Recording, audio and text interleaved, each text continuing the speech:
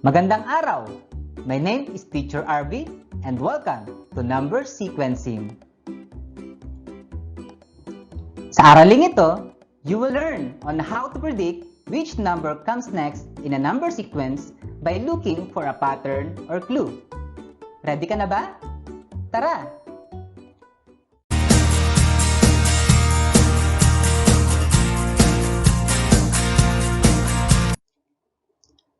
Observe this series of figures. Can you guess what comes next? Very good! Observe that the black and white triangle is rotating clockwise. Next, can you give the next letter in the sequence? A, B, C, D, E. Tama! The pattern in the sequence is the consecutive letters in the alphabet. That was easy, right? How about the next one? What comes next in the sequence A, D, G, J, M? Good job! The letters in the sequence consist of every third letter of the alphabet. Skip the two letters K and L, so the fifth letter is M.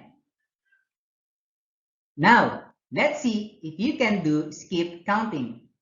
Can you skip counting by ones? Okay, let's start. 1, 2, 3, 4, 5. What comes next? 6. You are right. Madali lang, di ba? Here is another one.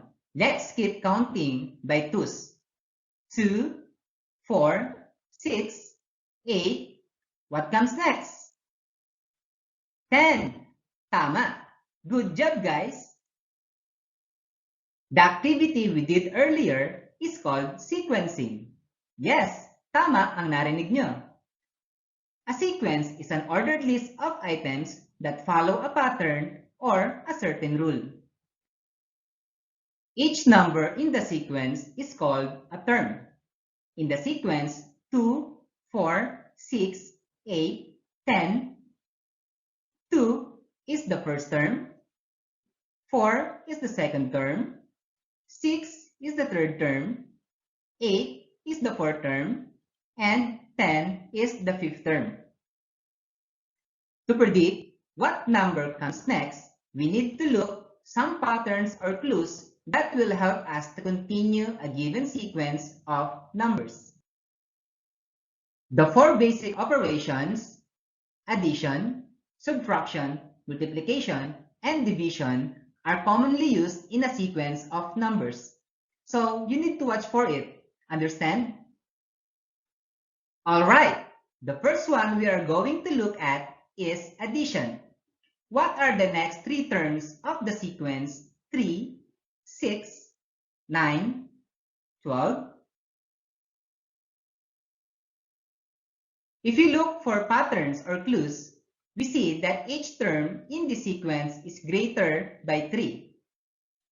3 plus 3 is 6. 6 plus 3 is 9. 9 plus 3 is 12. That is the clue.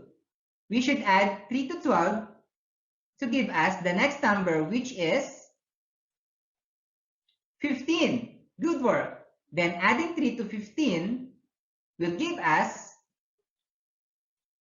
18. Then adding 3 to 18 will give us 21.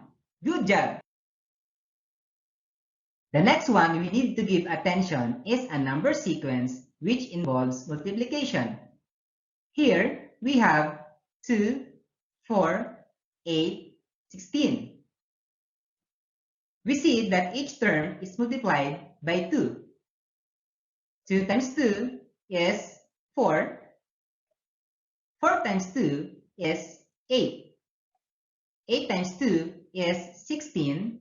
And 16 times 2 is 32. Very good.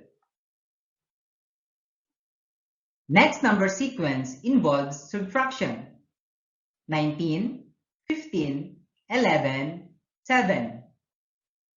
We see that each term is decreased by 4. 19 minus 4 is 15. 15 minus 4 is 11. 11 minus 4 is 7. And 7 minus 4 is 3. Good work! The last mathematical operation we need to consider is division. Here, we have the number sequence 48, 24, 12, 6. We see that each term is divided by 2, right? So, 48 divided by 2 is 24. 24 divided by 2 is 12. 12 divided by 2 is 6. And 6 divided by 2 is 3. Well done!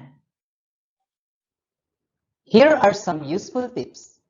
Did you observe that the number sequences with addition and multiplication are in increasing order? Did you also observe that the number sequences which involve subtraction and division are in decreasing order? So remember, if your number sequence is increasing, look for addition or multiplication. Then, if your number sequence is decreasing, look for subtraction or division. Very useful, right?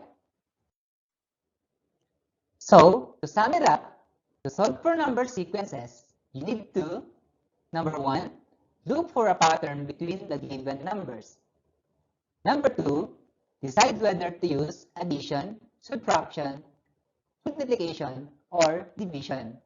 And number 3, use the pattern to solve the number sequences. Masayang pag-aralan ang number sequence, di ba? Alright, subukan natin sagutan to. Every year, Mang Ramon's Kinalabao mango tree produces 2 more kilos of mangoes than the previous year.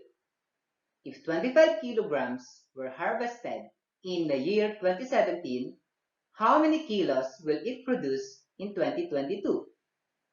What is the total number of kilos of mangoes that the tree will produce from 2017 to 2022? So what do we need to understand? What are asked? The number of kilos of mango tree will produce in 2022. The total number of kilos of mangoes that the tree will produce from the year 2017 to 2022. What are the given facts? Mang Ramon harvested 25 kilos in 2017. That is the starting year. The mango tree produces 2 more kilos of mangoes than the previous year. So what's our plan? What strategy can we use to solve the problem? First, we need to construct a table to see the pattern in the sequence of number. Next, we shall then add the kilos of mangoes from each year to find the total. Let's solve. Use the given table to solve. And you may pause this video while solving.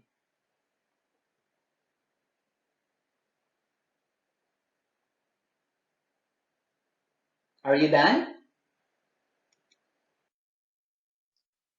In 2017, the mango tree produced 25 kilos. And every year, it produces 2 more kilos. So, by adding 2 kilos each year, 35 kilograms of mangoes will produce in 2022.